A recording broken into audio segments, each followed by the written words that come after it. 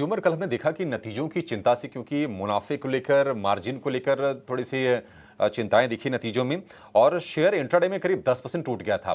हालांकि बंद होते होते जो गिरावट रही, वो करीब 7% के आसपास रही। टाटा कंज्यूमर, रचना जी, कोई ट्रेड आपको इसमें दिखता है लोअर लेवल्स पर, या फिर अभी अवॉइड करें जब तक कि थोड़ा स्थिरता ना आ जाए शेयर में?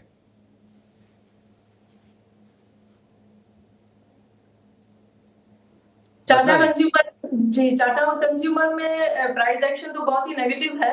और यहाँ पे प्राइस एक्शन के हिसाब से तो यही कहा जा सकता है कि इसको अभी इस टाइम पे अवॉइड करें तो ज्यादा बेहतर है। और अगर इसमें बाइंग की कोई अपॉर्चुनिटी इमर्ज होगी तो आगे जाके होगी, जब ये काउंटर 1050 को क्रॉस करके ऊपर जाने की कोशिश करेगा, तब तक इसको अवॉइड जोन में रखना चाहिए। अवॉइड करें शेयर को। अच्छा, एक राय आपसे किरण जी चाहिए वोडाफोन आइडिया के शेयर पर। कल हमने शेयर को देखा कि 8.5 रुपए के भी नीचे ये फिसल गया। अभी तक तो ऐसा लग रहा था कि 9, 9.5 के रेंज में शेयर चल रहा था। कल एक फिर से ब्रेकडाउन आया है। वोडाफोन आइडिया अभी कितना गिर सकता है आपके हिसाब से? सो वोडाफोन आइडिया की तरफ बात करें तो इसका जो मेजर सपोर्ट था वो 11-12 रुपए के आसपास था। उसको उसने एक बड़ी कैंडल के साथ, एक हाई वॉल्यूम के साथ उसको ब्रेक किया था, तो उसके बाद ये स्टॉक कंटिन्यूअसली नेगेटिव टेरिटरी के अंदर ही चल रहा है।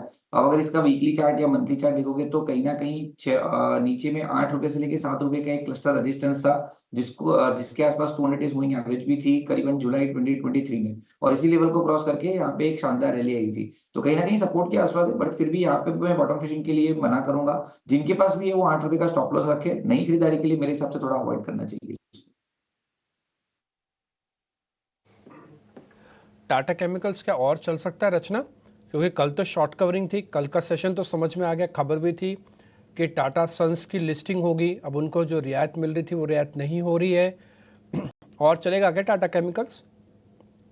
जी, टाटा केमिकल्स अगर 1200 क्रॉस करेगा तो फिर इसमें और मोमेंटम फिर से बढ़ेगा। मोमेंटम इसका अभी भी पॉजिटिव है, लेकिन 1200 के आसपास एक रेजिस्टेंस माइनर है। अगर उसको निकाल दिया तो 1240 और 1280 की तरफ डेफिनेटली जाएगा। पंकज सर, ये टायर वाली कंपनीज पे जरा आपका टेक क्या होगा?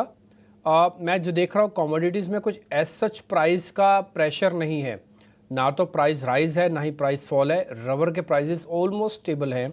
दूसरा, लेकिन प्रॉब्लम थोड़ी डिमांड को लेकर है इंडिया में, या फिर एक्सपोर्ट्स के फ्रंट पे भी हो सकती है कि भाई डिमांड क्या उतनी है जितनी पिछले साल थी, और वैसा ही है कि जैसे आगे भी रहेगी अगले 1 साल में, तो उसको लेके कुछ कंसर्न्स हैं। तो टायर कंपनीज तो डायरेक्टली इम्पैक्ट होंगी, है ना?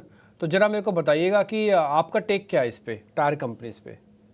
तो देखिए, टायर कंपनीज में अगर आप रीसेंट रबर के प्राइसेस देखें तो करीब 250 रुपए चले गए थे अगस्त में, एंड वहां से प्राइसेस करेक्ट होकर करीब 200 के नीचे आ चुके हैं।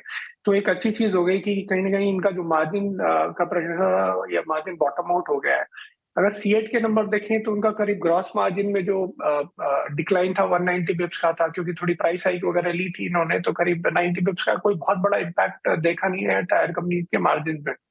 एंड क्योंकि प्राइसेस नीचे आ गई हैं तो overall things are looking good. And I think जो आपका रिप्लेसमेंट साइड में जो डिमांड है वो काफी इंटैक्ट है। तो मेरे हिसाब से टायर कंपनीज में जो प्राइस डिक्लाइन आया है करंट लेवल्स पे काफी अच्छे लगते हैं, जिसमें जो स्टॉक्स हमको पसंद है उसमें जेके टायर है और अपोलो टायर है। तो टायर कंपनीज का जो सबसे बड़ी चिंता थी rubber prices going up, I think वो करेक्ट हो गई। तो मेरे हिसाब से tyre companies are good to go at current levels.